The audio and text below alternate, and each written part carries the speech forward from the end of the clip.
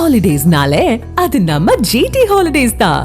GT Holidays, South India's #1 travel brand.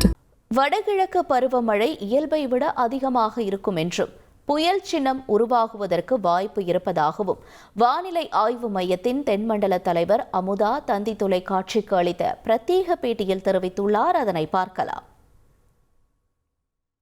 இந்திய பகுதிகளிலிருந்து தென்மேற்கு பருவமழை முழுவதுமாக விலகுவதற்கான தேதி அரௌண்ட் 16லேருந்து 18 அக்டோபர் வரைக்கும். அதோட கூடவே கிழக்கு திசை அல்லது வடகிழக்கு திசை காற்றும் எஸ்டாப்ளிஷ் ஆகும்பொழுது bay of Bengal plus coastal ஏரியாஸில் நம்ம north east monsoon south peninsular இந்தியாவில் துவங்கும் அப்படின்னு எதிர்பார்க்கப்படுகிறது.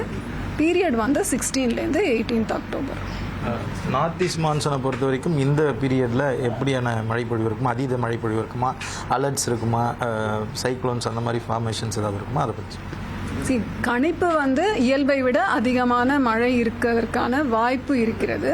அக்டோபர், நவம்பர், டிசம்பர் அப்படின்ற இந்த வடகிழக்கு பருவமழை காலத்தில் தான் நமக்கு புயல் சின்னங்கள் அதிகமாக பே ஆஃப் பெங்காலில் உருவாகிறதுக்கான வாய்ப்பு அதிகம்.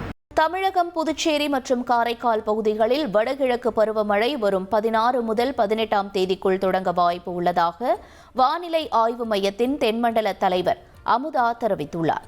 சென்னை வானிலை ஆய்வு மையத்தில் செய்தியாளர்களுக்கு பேட்டியளித்த அவர், தென்மேற்கு பருவமழை வரும் 16 முதல் 18 தேதிகளில் இந்திய பகுதிகளிலிருந்து விலகுவதற்கான சாத்திய கூறுகள் உள்ளதாக தெரிவித்தார். மேலும் இந்த ஆண்டு வடகிழக்கு பருவமழை இயல்பை காட்டிலும் அதிகமாக 50 சென்டிமீட்டர் அளவுக்கு இருக்கலாம் என்று கணிக்கப்பட்டுள்ளதாகவும் அவர் தெரிவித்திருக்கிறார். நீலகிரி, கோவை, திருப்பூர், திண்டுக்கல், தேனி, மதுரை, சிவகங்கை, தருமபுரி, சேலம் ஆகிய மாவட்டங்களில் சனிக்கிழமை மிக கனமழைக்கு வாய்ப்பு உள்ளதாகவும் அவர் தெரிவித்தார். Holidays-nale, அது நம்ம GT Holidays தான். GT Holidays, South India's #1 travel brand.